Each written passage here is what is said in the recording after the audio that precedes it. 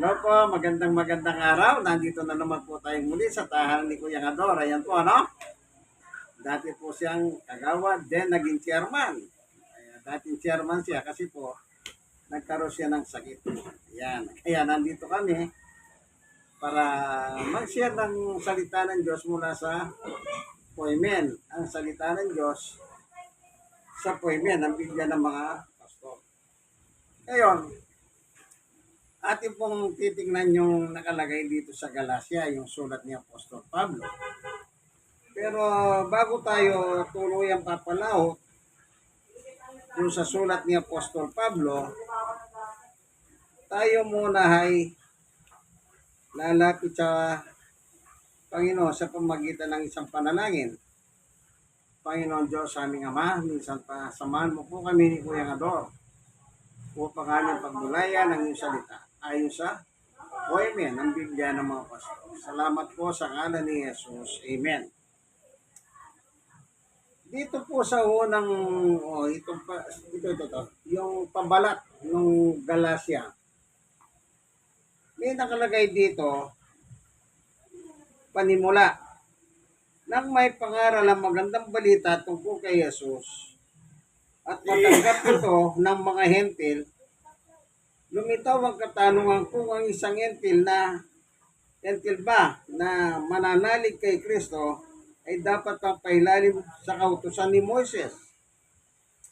Ayon kay Pablo, hindi na dapat sapagkat sa pamamagitan ng pananampalataya ay magkakaroon siya ng buhay kay Kristo. Dahil sa pananalig kay Kristo, pinapawalang sala ng Diyos ang tao.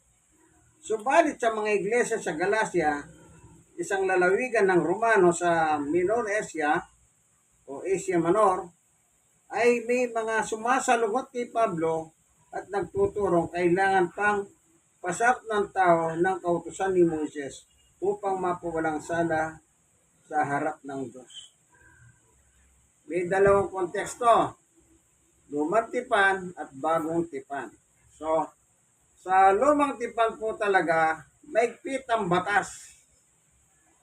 Kailangan yung itinuro ni Moises, yun pa rin ang susundin. Sa lumang tipan po yun.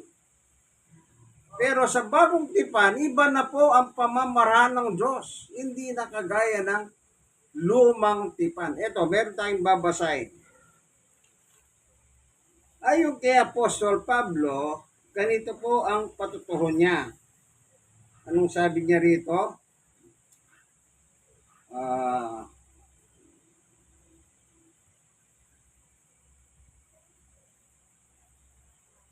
Sabi rito,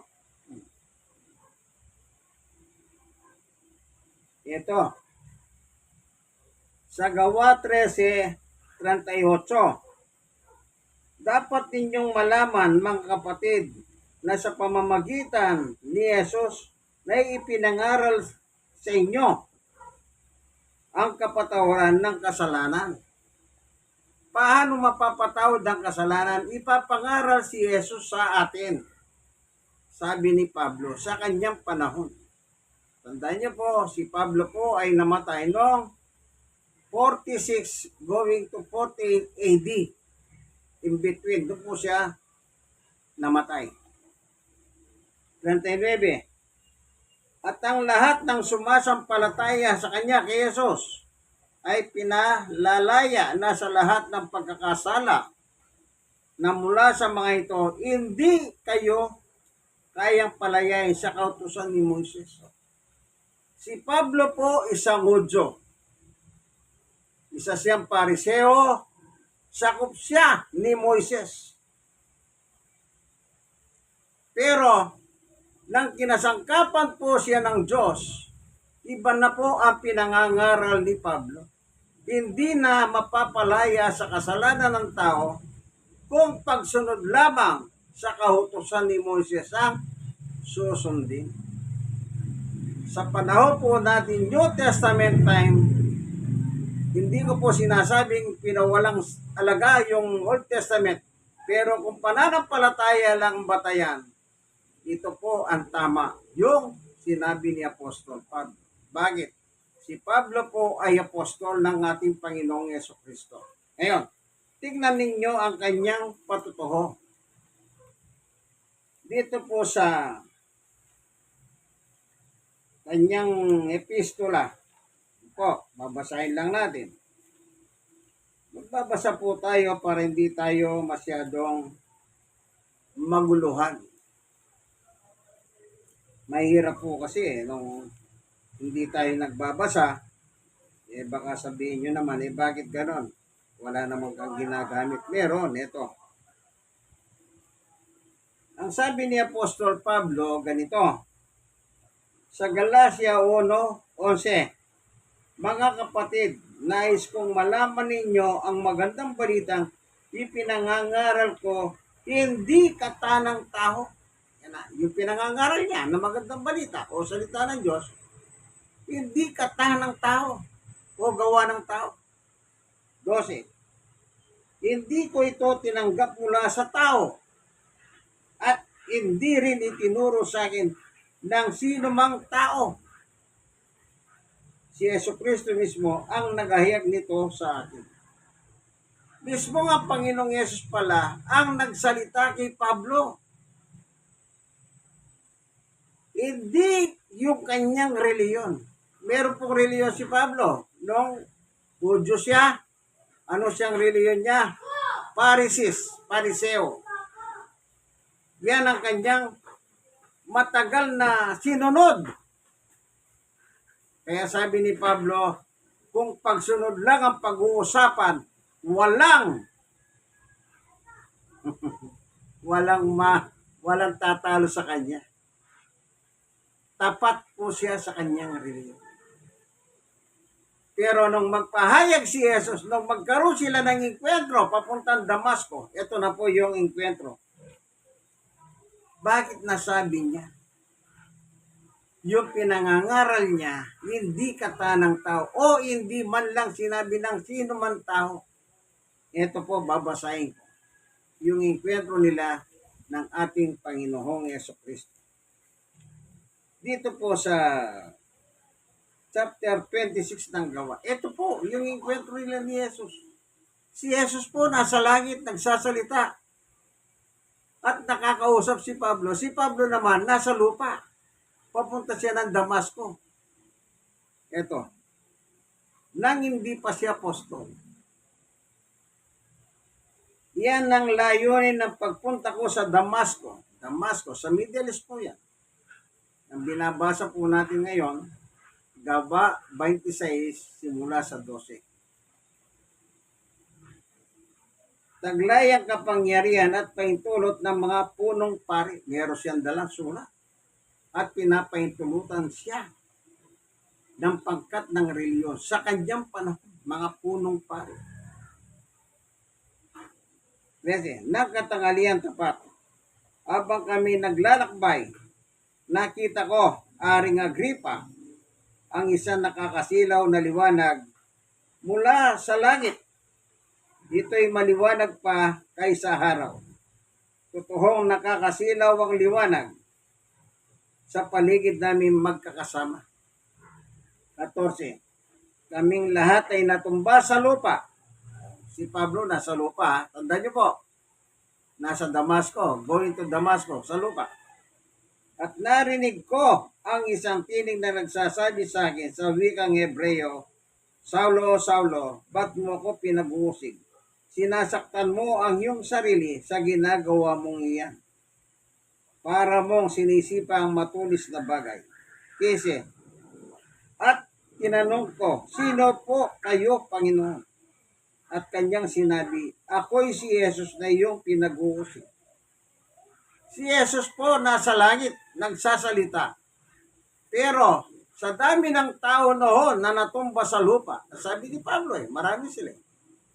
Si Pablo lang po ang nakakarinig kay Jesus. Yung ibang tao dyan, hindi po naririnig yung boses ni Jesus. Isipin nyo wala pang landline noon ng telepono.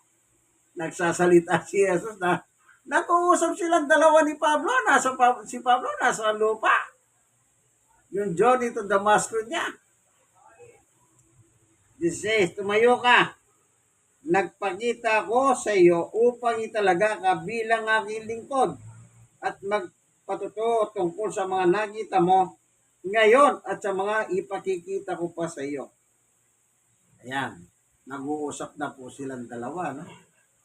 17, ililigtas kita mula sa kababayan mong mga Hudyo.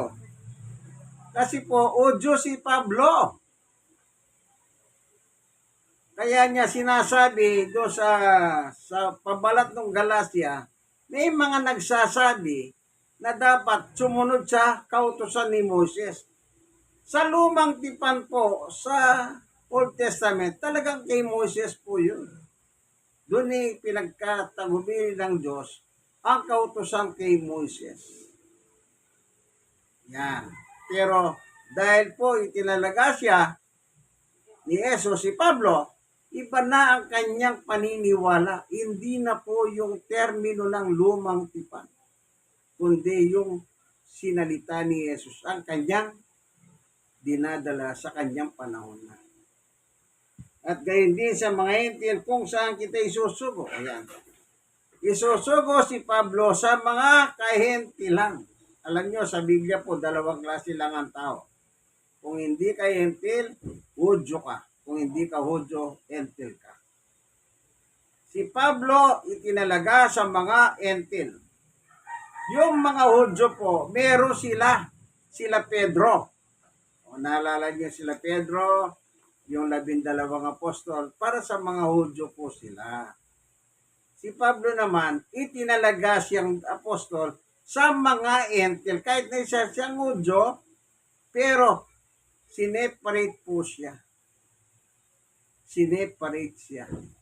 O, tignan natin sa Roma. Sa Roma yata nakasulat yun. Basahin ko lang ha, sa 1:1. Mula kay Pablo, na isang lingkod ni Kristo Jesus, tinawag upang maging apostol at tinirang upang mangaral ng magandang balita ng Diyos.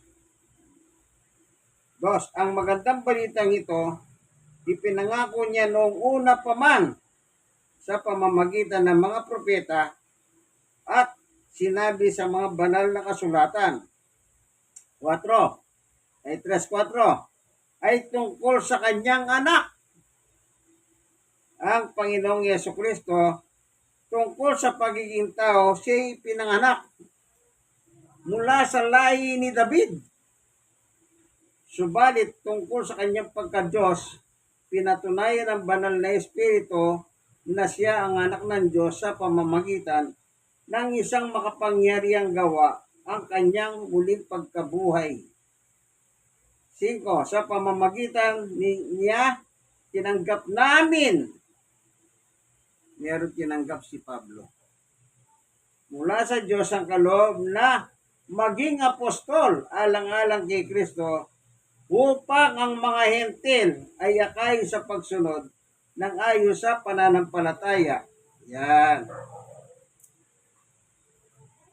Hentil. Akay ng tao ng pananampalataya kay Yesu Kristo. 6. Kayo'y kabilang sa mga tinawag na maging tagasunod ni Yesu Kristo. Yan. Siya po in-appoint siya ng ating Panginoong Yesus sa mga Hentil. Tayo Pilipino, sakop tayo ng lahi ng mga kahentilan. Hindi po tayo Hudyo.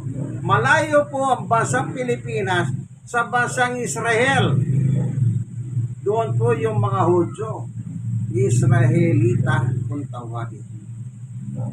Ayan, tuloy natin yung sa Gawa 26:17 na. O 18. Ito sabi ni Jesus sa kanya, imumulat mo ang kanilang mata, ibabalik sila sa kaliwanagan mula sa kadiliman, ililigtas sila sa kapangyarihan ni Satanas at ibabalik sa Diyos. At sa pamamagitan ng pananampalataya nila sa akin, sila'y patatawarin sa kanilang mga kasalanan at mabibigyan ng lugar kasama ng mga taong ginawang banal ng Diyos. Sino ang ipangangaral ni Pablo? Si Jesus. Wala nang iba. Kaya sinasabi niya, doon sa Gawa 13, 38, 39, hindi na sa lumang tipan. Tandaan niyo po yan. Hindi ko po sinasabing binaliwala ni Pablo ang lumang tipan. Nang itinalaga siya ni Jesus bilang apostol, doon sa Roma 1, 1 hanggang 6, binasa natin. Sino ang ipatutuho niya? Si Jesus. Ang may utos mismo ay ang ating Panginoong Yesu Kristo. Kaya yun ang sinasabi niya. Ang kanyang inaaral, hindi tinuro ng tao sa akin. O sino mang tao. Ang naghayag nito sa akin ay walang iba, ang Panginoong Yesu Kristo. Sa panahon po natin ngayon, kaibigan, ang tanging makapagdadala sa atin sa langit ay walang iba, kundi ang ating Panginoong Yesu Kristo. Hindi ka madadala ng reliyon mo, kaibigan. Hindi reliyon ang pinag-uusapan dito. Hindi pangalan ng reliyon ninyo, reliyon namin, o ako. Hindi yan ang pinag-uusapan natin. Ang pinag-uusapan natin isa lang, kaibigan, ang Panginoong Yesu Kristo. Kaya siya pinadala ng Diyos dito sa ibabaw ng mundo. Tingnan niyo po yung Galatia 4:4. Balikan natin yung Galatia. Anong sinabi ni Apostol Pablo? Galatia, basahin po natin, 4:4.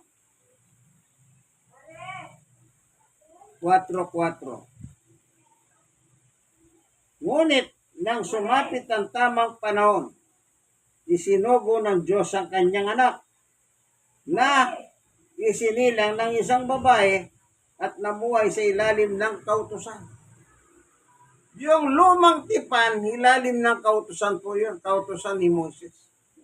Kasi po, o Diyos si Jesus. Tandaan nyo, o Diyos si Jesus. Sa lahi ni David. Yun nakasulat sa Roma na binasa ko, chapter 1, verse 1 hanggang 6. Ayun.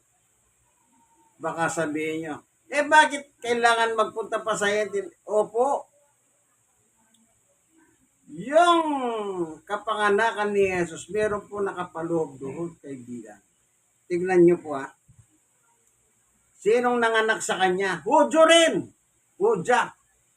Kung sa babae, si Maria. Sa lahi din sila ni David. Pare-pareho silang lahi ni David. Tandaan niyo po yan. Si Maria, sa lahi ni David. Si Jose, sa lahi ni David. Hindi ba pwede para sa mga Hudyo? Paano naman tayong mga hentil? Paano naman tayo? Di kawawa tayo. Kaya nga sinugo May gagawin. Iligtas ang tao. Tingnan nyo po rito. Galatia pa rin. Dito sa Galatia. Meron nakalagay dito. Ito Galatia 3:26. Dahil sa inyong pagkikipag-isa kay Kristo Jesus, ang nagsasalita si Pablo. Kayong lahat ay anak ng Diyos sa pamamagitan ng pananampalataya. 7. Si Kristo mismo ang inyong sinuot na parang damit nang kayo'y mabautismuhan sa inyong pagkikipag-isa sa Kanya. 28. Ito na po. Wala nang pagkakaiba ang Hudyo at gayon din ang mga Grego, ang alipin at ang mga Malaya, ang lalaki at babae. Kayong lahat ay isa dahil sa inyong pagkikipag-isa kay Kristo Jesus. The purpose lahat ng tao, entil ka man, Hudyo ka, Malaya, o hindi Malaya. Yung tinutukoy pong Malaya, hindi Malaya. Yung inirasyon po ni Abraham. Dalawa po kasing asawa ni Abraham. Si Sarah, doon nang galing si Jesus. Yung si Agar, katulong ni Sarah, Dahil hindi magkanak itong si Sarah, ang sabi ni Sarah, o sige, sipingan mo muna si Agar para magkaroon tayo ng anak. Pasinin nyo para magkaroon tayo ng anak. Kasi kung mabuti si Agar, ang kasunduan, yung anak na isisilang niya, ibibigay kay Sarah. Kasi nga, hindi pa nanganganak si Sarah. Ang problema, nung manganak si Sarah, ay si Agar, hindi niya binigay kay Sarah. Tinraidor niya. Kumbaga, yung kasunduan. Kaya ang ginawa ni Sarah, Abraham, dahil hindi sumunod si Agar, palayasin mo sila. Eh walang magawa si Abraham. Pinalaya si Agar kasama yung kanyang anak na si Ismael. Doon po nanggaling yung mga Muslim. Puno. Sabi ng mga Muslim. Anak sila ni Abraham kay Agar. Yun ang alipin. At nanganak naman ito si Sarah at binigyan siya ng Diyos ng anak. Kasi bawang si Sarah. Pero dahil sa kagustuhan magkaroon ng anak, binigyan siya ng anak ng Diyos. At doon po nagmula si Jesus. Ang tinatawag doon, pangako. Kaya dalawa yan. Yung mga Hudyo, walang pangako. Yung kay Sarah, may pangako. Ito po si Yesu Kristo. Sa linyada ng pamilya, yung lineage, si Jesus Christ, doon po siya. Okay? Sarah nagmula. Kaya, ang tinutukoy ni Abraham dito, na, ano sabi niya? Basahin natin uli Wala nang pagkakaiba ang Hudyo, gayon din ang Grego, ang alipin at malaya. Yung alipin, sa lahi ni Agar, na anak niya si Ismael. Kung meron kayong Biblia, basahin niyo po yung chapter 3 ng Galatia, kasi mahaba ito, Doon po nakalagay, itong sinasabi kong tungkol kay Agar at saka kay Sarah. Ang kinuko lang, yung pagkakaisa. Kaya wala na pinagkaiba, Hudyo ka man o Hentil o anumang lahi ka, pag sumampalataya tayong lahat kay Jesus, lahat tayo, iisa lang kay Jesus. Kung yung kautusan ni Moises ang susundin mo, walang ganun na pangako po. Wala. Ano masabi ni Pablo? Hindi ka may liligtas ng kautusan ni Moises. Pero sa pananampalataya kay Jesus, meron po. Amen. Tandaan niyo po yan. Lahat po tayo nagkasala. Oo, lahi tayo ngayon, makasalanan tayo. Pero ibig ba sabihin ng mga Hudyo walang kasalanan? Meron din po. Pare-pareho lang po tayo may kasalanan sa Diyos. At salamat. Merong Kristo na pinadala. At kung walang Kristo, Hudyo ka man, Hentil ka man, lahat tayo po mapapahamak. Mapapahamak. Eto, panguli. Kaya hindi tayo pwedeng magmalaki kung anong manlahi tayo. Halimbawa, may kausap ko ang Hudyo. Pwede bang magmalaki yan? Hindi. Ikaw na Hentil, pwede ka bang magmalaki? Hindi rin. Wala tayong may pagmamalaki kay pagdating sa pananampalataya. Sundin na lang po natin yung nakasulat. Panguli. Sa 1:13. Ay, 16 pala. 3:16. Anong sinasabi ni Juan? Sapagkat gayon na lamang ang pag-ibig ng Diyos sa sangkatauhan. Nakita nyo? Sangkatauhan. Wala na po sa sinasabing Hudyo o hindi Hudyo. Alipin o malaya. Wala na. Sangkatauhan. Ibig sabihin, the entire universe. Ano ka mang lahi, kaibigan?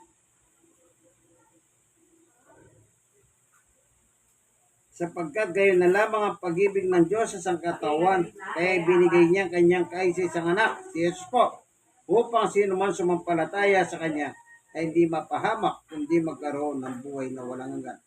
May kapahamakan. Ano man ang lahi natin kaibigan, pag hindi tayo sumampalataya sa kaisa-isang anak ng Diyos na si Jesus, yung kapahamakan na yun, yan ang tinutukoy. Impyerno po yan.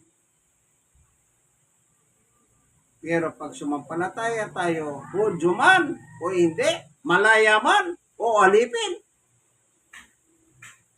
pag sumampalataya tayo kay Jesus, yan po sinasabi ni Pablo. Wala na pong pinagkaiba ang dalawang lahing ito. Lagi nyo tatandaan, kaibigan. Kasi may mga reliyon po, hanggang ngayon, nakatali sila sa lumang tipan. Ewan ko ba tayo nilang umalis doon? Bakit tayo nilang umalis? Bakit tayo nilang umalis? Maraming reliyon hanggang ngayon nakatali po doon.